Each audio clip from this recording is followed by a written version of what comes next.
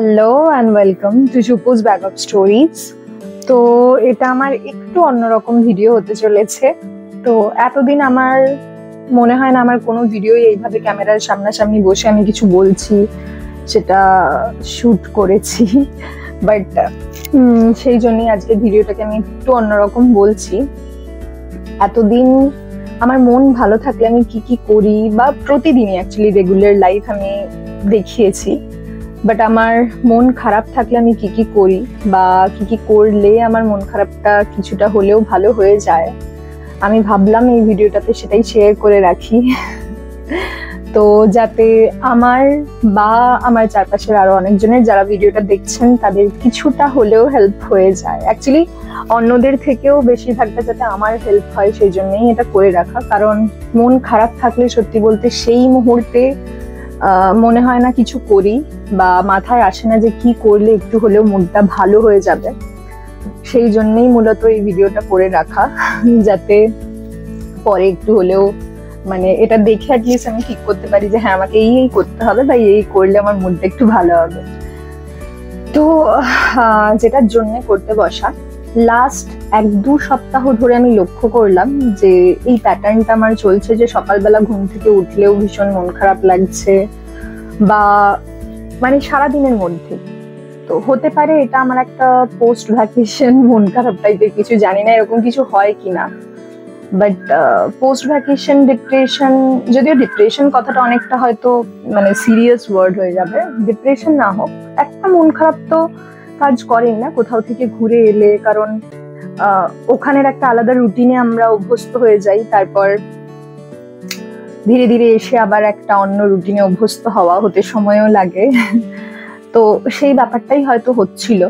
তো যে প্যাটার্নটা আমি লক্ষ্য করছিলাম যে প্রতিদিনের কাজকর্ম আমি করছিলাম কিন্তু তার মধ্যেও কোথাও গিয়ে ওই মন খারাপটা ছিল, এবং কোথাও গিয়ে আমি বুঝতে পারছিলাম যে কোনো কাজে আমি সেইভাবে যতটা আনন্দ মনে বা খুশি মনে করি সেটা করতে পারছিলাম না।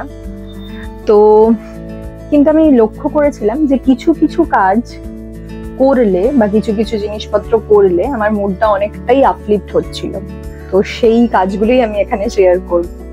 ফার্স্ট অফ অল আমি এখন যেটা করেছি, যেটার জন্য আমার মুডটা কিছুটা হলেও বেশ ভালো হয়ে গেছে, সেইটা আমার বাচ্চাবেলা থেকেই এটা হয় যে একটু সাজলেই, মানে সাজ বলতে সেরকম কিছু নয়, জাস্ট টিপ, লাইনার আর লিপস্টিক, এটাতেই আমার মুড 50% তো আপলিফ্ট হয়েই যায়। মানে ছোটবেলায় আমি এরকম ছিলাম, ছুটিতে সকালবেলা উঠেই লিপস্টিক লাগিয়ে নিতাম এবং তারপর আর কিছু খেতে চাইতাম না, এমনকি জল খাবার কিচ্ছু খেতে চাইতাম না, বলতাম মানে কারণ হিসেবে দেখাতাম যে আমার লিপস্টিক উঠে যাবে, আমি কি করে খাবো। তো সেইটা না হোক, সেই লেভেলের সাজগোজ নাই পছন্দ করি, কিন্তু এখন আমি সাজগোজটা পছন্দ করি এবং এটা করলে আমি দেখেছি আমার মুড 50% ভালো হয়ে যায়।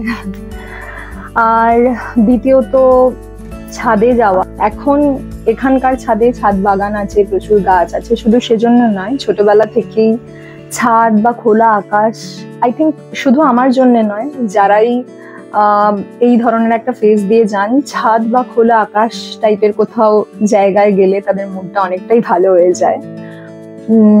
তো সেটা গেল পয়েন্ট নাম্বার 2। তৃতীয়ত চা। যারা আমার এতদিনকার ভিডিওগুলো দেখেছেন তারা অলরেডি জানেন যে চা খেতে আমি কতটা ভালোবাসি, এবং যারা চা প্রেমী মানুষ আছেন তারা জানেন যে চা তাদের জন্য কতটা মুড আপলিফ্টের কাজ করে। তো সেটা একটা ব্যাপার। আর চতুর্থ পয়েন্ট বলা যেতে পারে আমার এখনকার এই যে বেড়াল ছানা বোঁদে, ওনার সাথে সময় কাটানো। বাড়িতে একজন পোষ্য থাকলে বোধহয় অনেকটা এমনি মুডটা ভালো থাকে। ও যদিও আমাদের বাড়িতে থাকে না, মাঝে মধ্যে খেতে আসে, প্রায় এখন সবসময় খেতে আসে, দুবেলা করেই। তো ও এলেও আমি দেখেছি মুড অনেক ভালো হয়ে যায়, অনেকটা অন্যরকম হয়ে যায়, সেটা একটা ব্যাপার রয়েছে।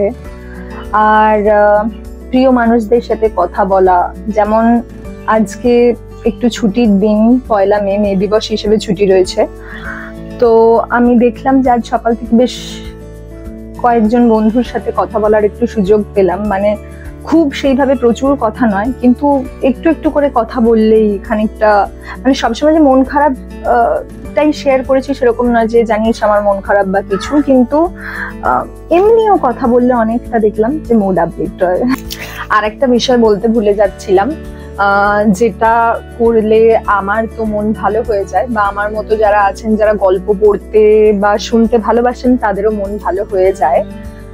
সেটা হলো অবভিয়াসলি গল্প পড়া বা শোনা। অ্যাকচুয়ালি মন খারাপ থাকলে কি হয়, পড়ার মতো সেই ধৈর্যটাও থাকে না। গল্প পড়ার জন্য তো একটা আলাদা লেভেলের ধৈর্য দরকার হয়, স্পেশালি উপন্যাস বা বড় ধরনের কোনো গল্প। কিন্তু আমি দেখেছি যে পড়ার ধৈর্যটা না থাকলেও গল্প শুনতে আমার বেশ ভালো লাগে। তখন যখন মন খারাপ থাকে তখন হয়তো কোনো কাজ যেটা করতেও সেরকম ভালো লাগছে না, সেটা করার সময় আমি যদি পাশে একটা অডিও স্টোরি চালাই সেটা বেশ ভালো লাগে আমার। যেমন রিসেন্টলি আমি শুনলাম কাহনে অভিক অর্জুন দত্তের না হয় রোহিতের কাছে, একটা রোম্যান্টিক গল্প। স্পেশালি আমার থ্রিলার গল্প খুব ভালো লাগে, ভীষণ পছন্দের, কিন্তু সব সময় একই টাইপের তো ভালো লাগে না, একটু মুডটা চেঞ্জ করার জন্য এটা শুনলাম এবং আমার ভীষণ ভালো লাগলো। কাহন ইউটিউবে ভীষণ ফেমাস একটা চ্যানেল, যারা অডিও স্টোরি শোনেন তারা অবশ্যই জানেন, যারা জানেন না তারা গিয়ে দেখতে পারেন, মানে শুনতে পারেন কাহনের গল্প। বিভিন্ন ধরনের গল্প থাকে। রিসেন্টলি আমি এটা শুনেছি অভিক অর্জুন দত্তের না হয় রোহিতের কাছে। যারা রোম্যান্টিক প্রেমের গল্প ভালোবাসেন তারা প্লিজ শুনুন, ভালো লাগবে। গান শোনা, হ্যাঁ গান শোনাটাও তো সবার গল্প নাই ভালো লাগতে পারে, কিন্তু গান শোনাটাও কিন্তু অনেকের মুড আপলিফ্ট করে, মানে আমারও করে, অনেকের শুধু নয় আমারও করে। তো এইরকম বেশ কিছু ছোটখাটো জিনিস আমার মনে হলো যেগুলো আমার মুড আপলিফ্ট করে রাখে। তো এটা নিজের জন্যই শেয়ার করে রাখলাম, যাতে পরবর্তীকালে আমি দেখে এই কাজগুলো করে যখন মুড লো থাকছে মুডটাকে আপলিফ্ট করতে পারি।